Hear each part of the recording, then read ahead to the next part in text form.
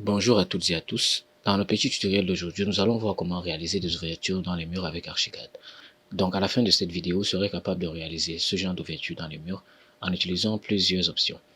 Alors pour le faire, nous avons plusieurs méthodes. La première méthode consiste à utiliser des ouvertures de portes et de fenêtres vides directement disponibles dans le logiciel Archicad. La deuxième méthode consiste à utiliser la modélisation avec l'outil Form.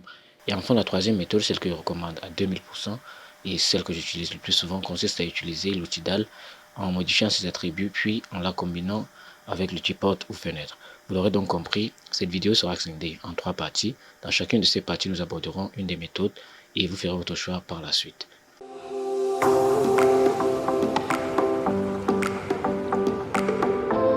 Si tu es nouveau ici et que tu me découvres à travers cette vidéo, sache que sur cette chaîne, tu retrouveras chaque semaine de nouveaux tutoriels et astuces diverses pour te permettre d'apprendre Archicad facilement et pas à pas et de travailler de manière efficiente. Je t'invite donc sans plus tarder à aller télécharger gratuitement ton cadeau de bienvenue. Il s'agit d'une très riche bibliothèque d'Archicad contenant des meubles divers, des équipements, des portails. Bref, je te laisse découvrir ce qu'elle contient, le lien est dans la description. Avant de vouloir dessiner soi-même une ouverture personnalisée dans les murs, on peut faire un tour dans les ouvertures de portes ou de fenêtres vides de la bibliothèque Archicad. Commençons avec les ouvertures de portes vides. Je vais d'abord dessiner 4 murs ici pour pouvoir illustrer nos exemples. On va juste prendre un mur basique avec une épaisseur de 15 cm. Voilà, je vais mettre un enduit blanc. Là, c'est très bien. Je me mets en option de géométrie rectangulaire. Voilà. Là, et dessiner les murs. Pour trouver donc les ouvertures de portes vides, c'est dans l'outil porte. Je double-clique sur l'outil porte. Là, je cherche le sous-dossier ouverture porte vide. Et là, vous voyez que nous avons plusieurs types d'ouverture de porte vide à notre disposition dans Archicad. Si nous voulons par exemple faire ce genre d'ouverture, ou bien ce genre-ci, donc en forme d'arc, il suffit de prendre ouverture par porte dessus H et puis de paramétrer les dimensions. Je vais par exemple mettre une largeur, disons, d'1,20 m, hauteur de 10. Et puis, très important, dans option ouverture, là nous avons les dimensions des deux parties qui composent notre ouverture. Nous avons la partie en forme d'arc ici, donc je vais mettre, disons, 60 cm, la partie en forme d'arc, et la partie verticale, là, 1,50 m. Et très important à ne pas oublier, il faut également augmenter la résolution de courbe. Voilà, et puis je fais OK. Et en plaçant, là, se place comme une porte directement. On peut voir cela en 3D. Je vais optimiser. Voilà, nous avons donc notre ouverture de porte vide. On va faire un autre exemple avec, cette fois-ci, les ouvertures de fenêtres vides. Je vais double-cliquer sur l'outil fenêtre. Nous allons donc chercher ouverture fenêtre vide juste ici en bas. Là, vous voyez qu'avec les ouvertures de fenêtres vides, nous avons pas mal d'options également. Donc, choisissons par exemple cet exemple-ci. Je vais prendre une largeur, disons, d'1 m. Et là, on peut également modifier l'appui à l'étage, mais je vais le laisser comme ça. Je fais OK. Et quand je viens placer ici, on peut voir cela en 3D. Voilà.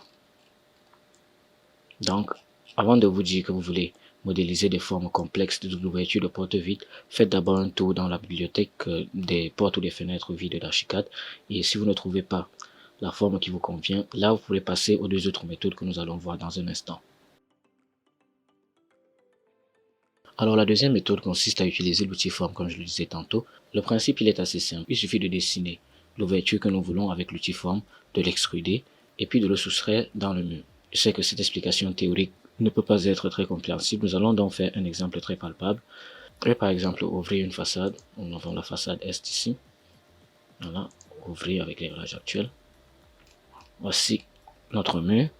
Par la suite, nous allons juste prendre l'outil ligne ici, ou polyligne, et dessiner une étoile, une ouverture en forme d'étoile. Je vais juste prendre là, je dessine une étoile, c'est pas, voilà, pas une étoile parfaite non plus, c'est juste un titre illustratif.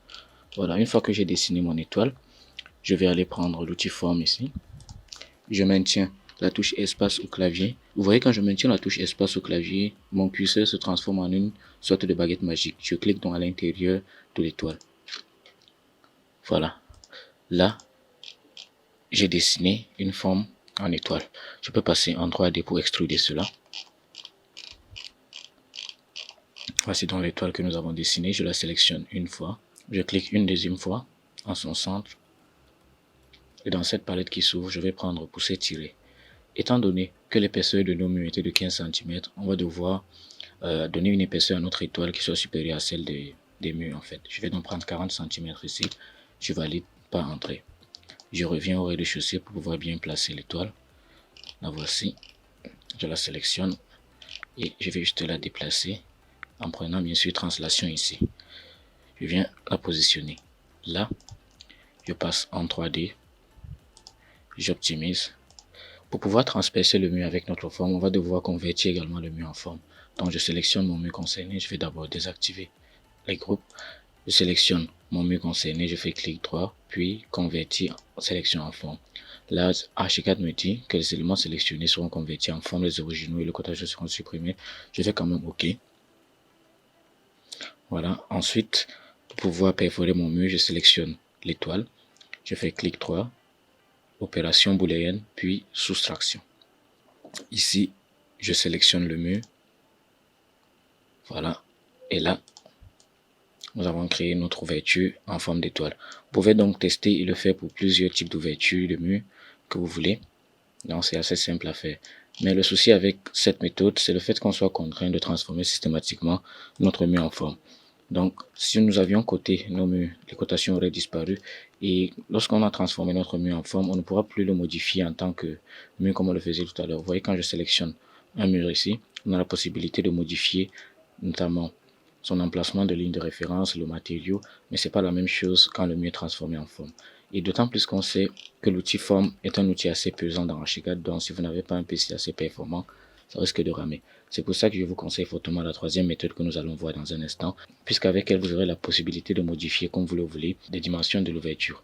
Mais avant de voir cette troisième méthode, je t'invite à mettre un j'aime à la vidéo si elle te plaît, cela permettra à YouTube de la montrer à beaucoup plus de personnes. Pour cette troisième option, comme je le disais tout à l'heure, nous allons utiliser les attributs de l'outil DAL. Je vais d'abord prendre l'outil DAL. Ici, nous n'avons besoin de rien paramétrer. On va juste prendre une option de géométrie polygonale. Et puis, je vais dessiner la forme de mon ouverture. On va prendre une forme assez insolite, juste pour vous montrer la puissance et la facilité de l'outil en question. Donc, disons que je vais faire une ouverture de ce type dans mon mur. Voilà. Une fois que j'ai dessiné la forme de mon ouverture, je sélectionne la dalle et je déroule ici en haut. Je vais juste chercher ID élément. Et ici, c'est là où tout se passe. Je vais écrire wall hole, ce qui signifie littéralement en anglais ouverture de mur ou trou dans le mur. Donc, une fois qu'on a écrit wall hole, on valide pas entrer. Et puis, la dalle étant sélectionnée, je vais dans Fichier, Bibliothèque et Objets, puis Enregistrer sélection comme. Je vais choisir Porte. Ici, dans cette fenêtre, il s'agira de donner le nom que nous voulons à notre porte. Là, je vais laisser nouvelle porte 1. Je fais juste enregistrer. Ici, ce sont les différents stylos. Nous n'avons pas besoin de les paramétrer. On va aller juste par OK. Et pour retrouver dans notre ouverture que nous venons de créer, il suffit de retourner dans l'outil porte, de double-cliquer dessus. Et voici notre nouvelle porte que nous avons créée. Bien sûr, en prévisualisation, vous ne verrez rien puisqu'il s'agit d'une ouverture vide. Et là, nous avons la possibilité de modifier les dimensions de notre ouverture. Donc, nous avons 1,85. Je vais mettre 2 mètres juste pour l'exemple. Et là, on va prendre 1 mètre. On peut également modifier l'appui à l'étage, c'est-à-dire la hauteur de la lèche. Donc, je fais juste OK et je m'en vais placer mon ouverture ici. On peut voir le résultat en 3D. Voilà. Voici mon ouverture. Je vais ouvrir une façade pour pouvoir modifier les dimensions. Donc, c'est la façade nord. Clic droit. Ouvrir avec réglage actuel. Vous voyez qu'avec cette méthode, nous avons la possibilité de modifier l'appui à l'étage. Donc, je peux mettre l'appui à l'étage, par exemple, à 1 mètre. Voilà, et là, automatiquement, l'ouverture remonte à 1 mètre. Nous pouvons modifier les dimensions. Si je remets à 1,50 m, ça se modifie automatiquement. La hauteur, si je mets à 1,20 m, ça se modifie également automatiquement.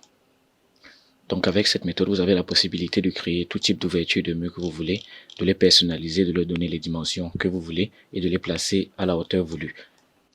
N'oubliez pas de liker la vidéo si elle vous a plu et pour les nouveaux, abonnez-vous si ce n'est pas encore fait et n'oubliez pas d'aller télécharger votre bibliothèque gratuite dans la description. Sur ce, je vous dis à très vite dans une autre vidéo.